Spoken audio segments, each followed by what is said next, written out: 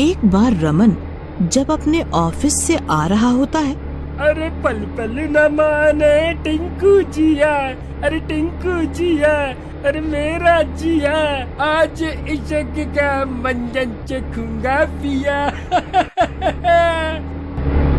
गड्डी चांदी अच्छा लगा मार दी। तभी घर पहुंचने से पहले ही उसकी गाड़ी अचानक खराब हो जाती है। वो फिर बस का इंतजार करने लगता है। तभी उसे एक बस आती दिखाई देती है और वो खुश हो जाता है। रमन बस में चढ़ जाता है और टिकट नहीं लेता।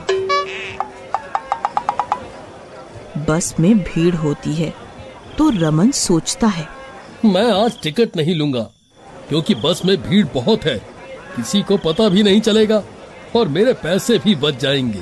किसी तरह जब कंडक्टर टिकट के लिए पीछे जाता तो रमन आगे आ जाता और कंडक्टर के आगे आने पर रमन पीछे चला जाता। इस तरह वो टिकट ना लेकर बहुत खुश था। कुछ देर बाद रमन कुछ अजीब सा महसूस करता है, जैसे उससे कोई डरा रहा हो। उसे डरावनी सी आवाजें आने लगती हैं।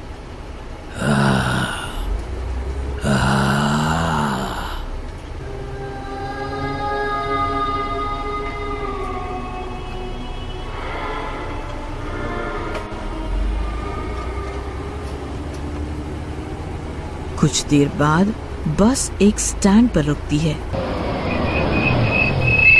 तब रमन उस बस के ड्राइवर से पूछता है, मुझे इस बस में डरावनी सी आवाजें क्यों आ रही थीं?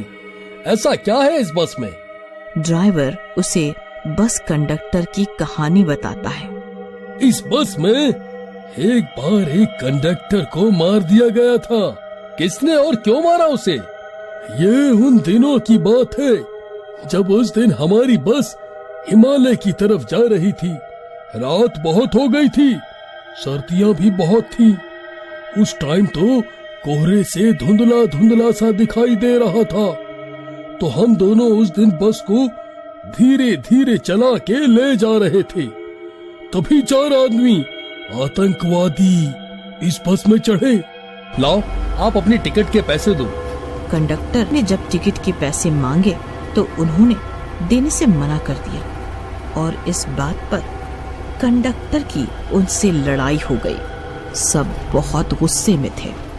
जाओ उतरो हमारी बस से, हम आप लोगों को इस बस में नहीं बैठाएंगे। क्यों नहीं बैठाओगे? हम इसी बस में बैठ कर जाएंगे। तुझे जो करना है कर ले। क्या करोगे तुम मेरा? मुझे मारोगे क्या? ज्यादा बकवास ना कर, वरना ये चाकू देखा है, एक बार में आर या पार। चुपचाप जा यहाँ से, वरना मारा जाएगा। हमसे मत उलझ। चल चल, ये धौंस किसी और को दिखाइयो।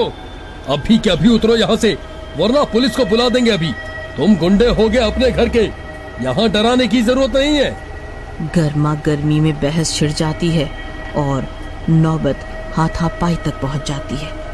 बस रोको, ये आतंकवादी बस में घुस आए हैं और बिना टिकट लिए ही बैठना चाह रहे हैं। अगर बस रुकी तो तुम सब के सब मारे जाओगे।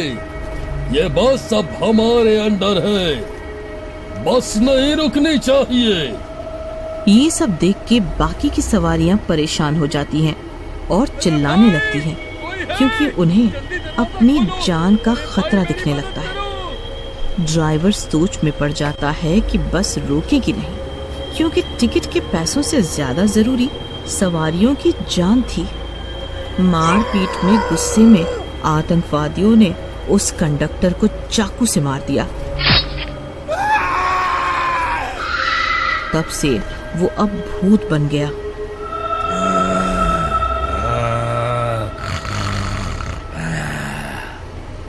और तब से उसकी आत्मा इस बस में रहती है।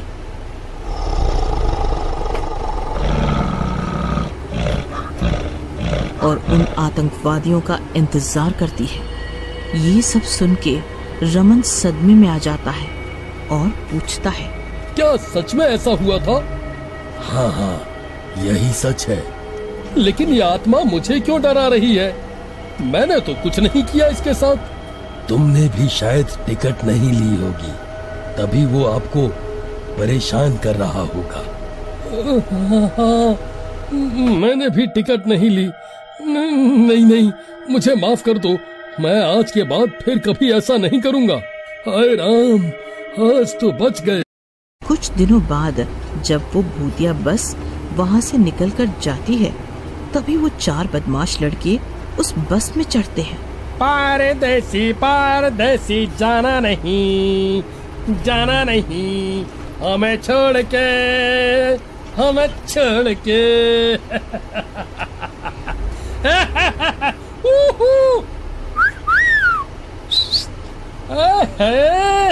और बस में बड़ा ही शोर शराबा करते हैं, हंसते हैं और सबको परेशान भी करते हैं। लो भाई, आप चारों भी टिकट लो और उनके पैसे दो।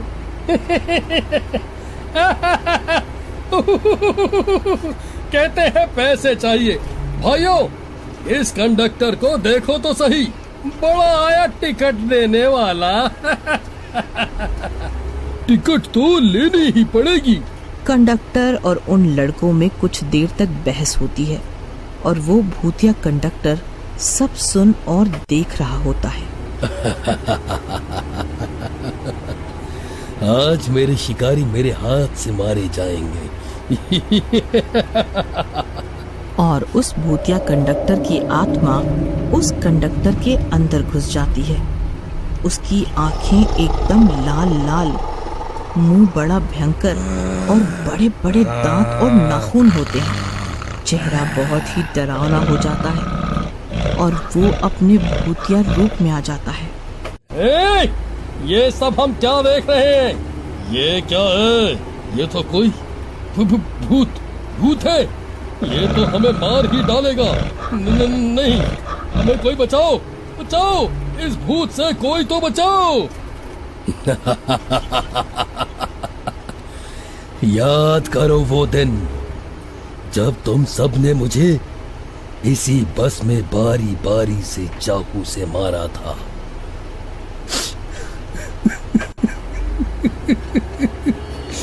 क्या कसूर था मेरा? मैं तो इसकी तरह ही टिकट के पैसे मांग रहा था तुम सब से, लेकिन तुम सब ने मुझे तड़पा के मारा।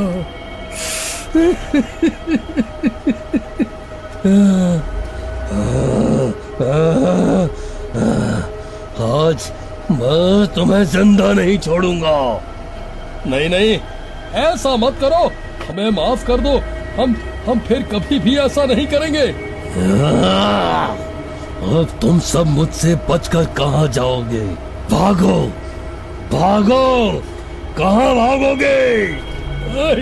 नहीं जाने दो, हमें छोड़ दो।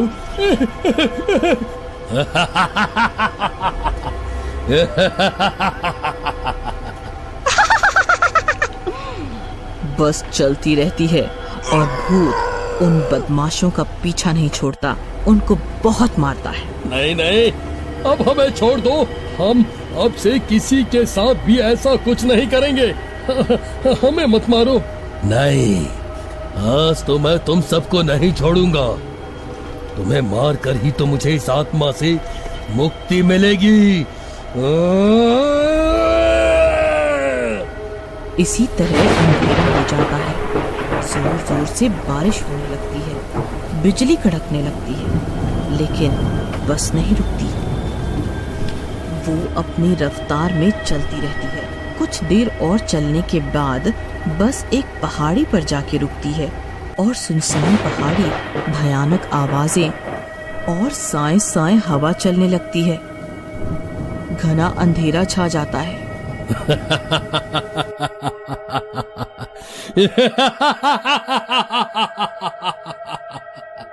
और उस भूतिया कंडक्टर की आत्मा उस बस कंडक्टर के शरीर को आजाद कर देती है और वो बस कंडक्टर भी बहुत खुश होता है और वो बस भी भूतिया कंडक्टर की आत्मा से मुक्त हो जाती है और सभी बहुत खुश होते हैं।